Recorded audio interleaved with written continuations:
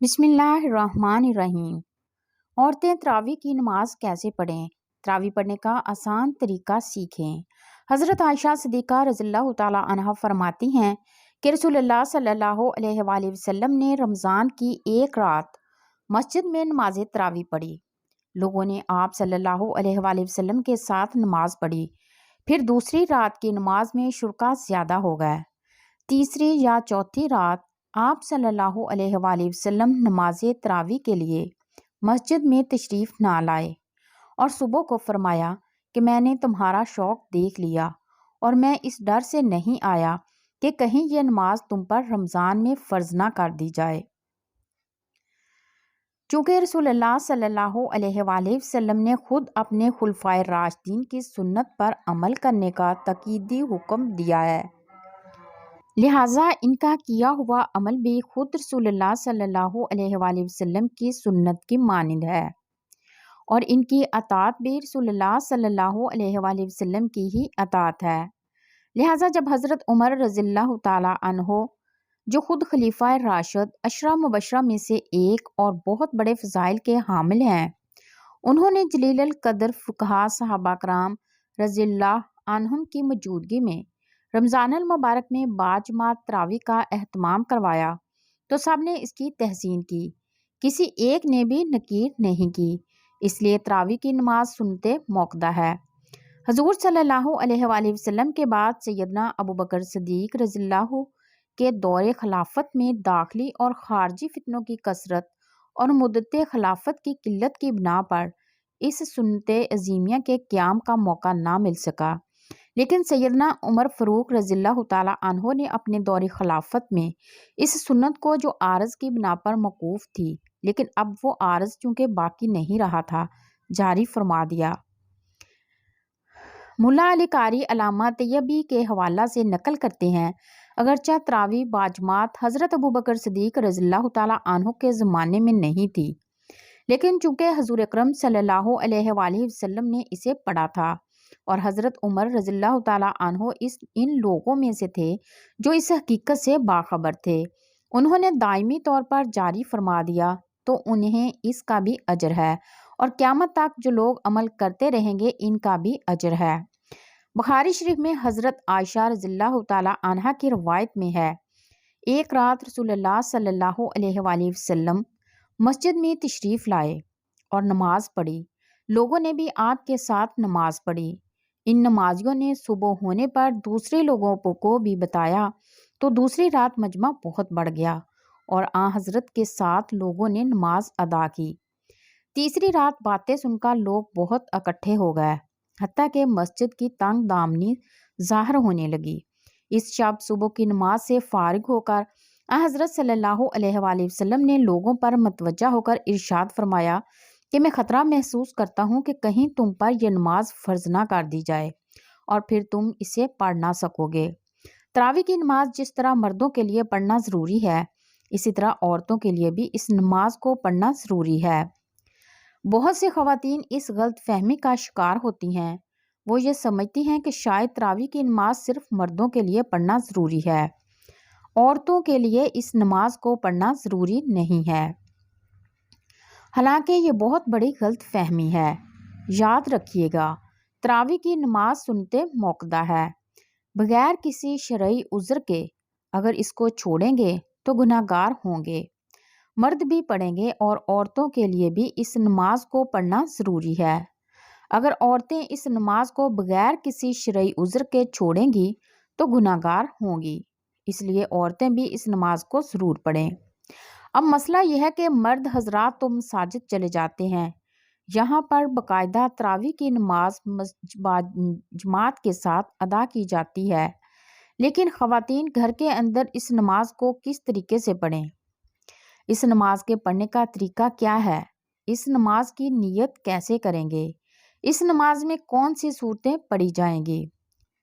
سب سے پہلے تو ہم عشاء کے 4 فرض پڑھیں گے۔ عشاء کی نماز کے 4 فرض پڑھنے کے بعد پھر ہم 2 سنت موقدہ، 2 سنت ادا کریں گے۔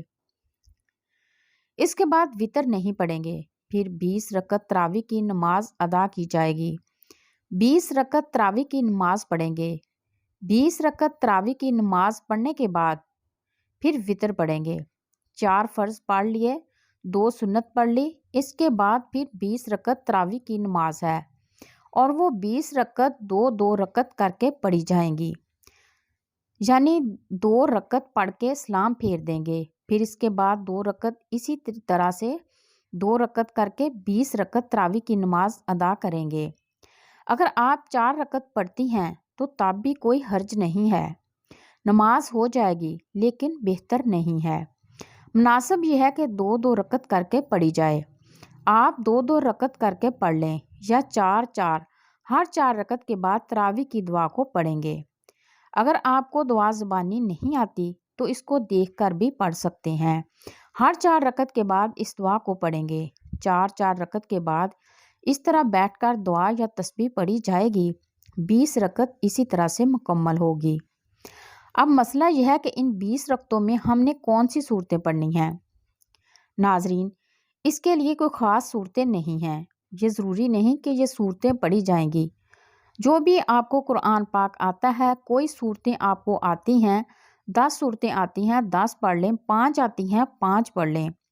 जब वो 10 सूरतें ख़त्म हो जाएं, अभी तरावी की नमाज बाकी है, तो फिर दोबारा से इनको दोहराएं।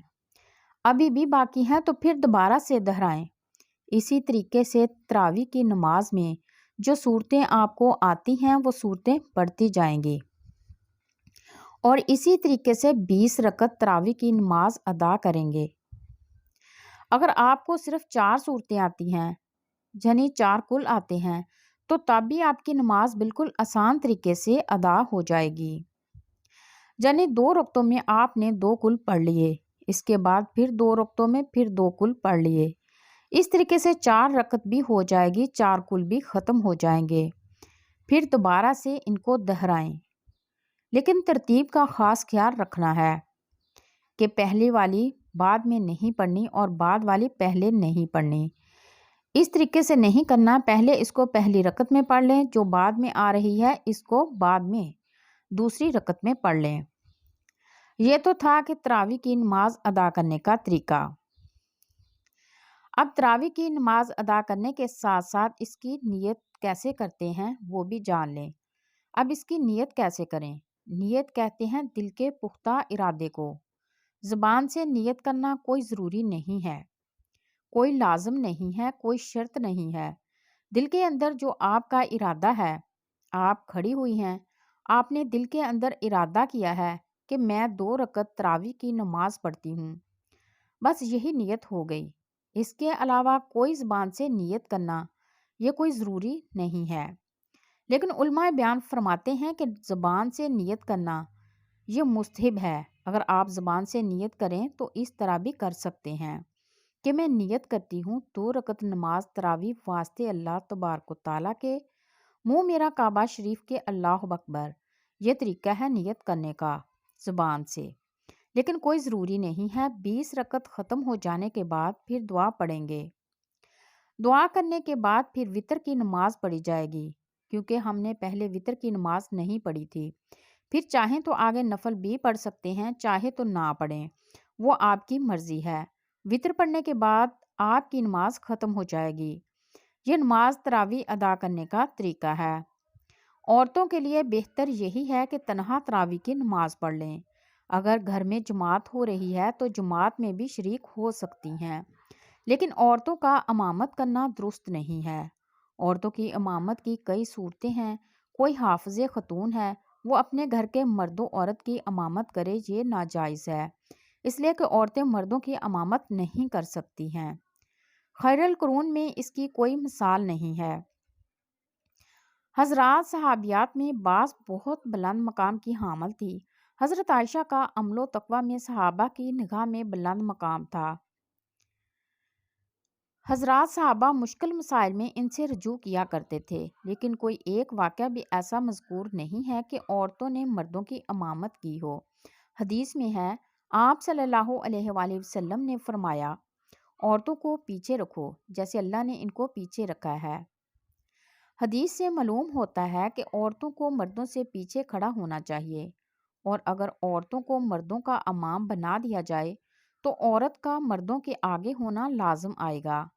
اس لیے عورتوں کے لیے مردوں کی امامت کرنا ناجائز اور حرام ہے۔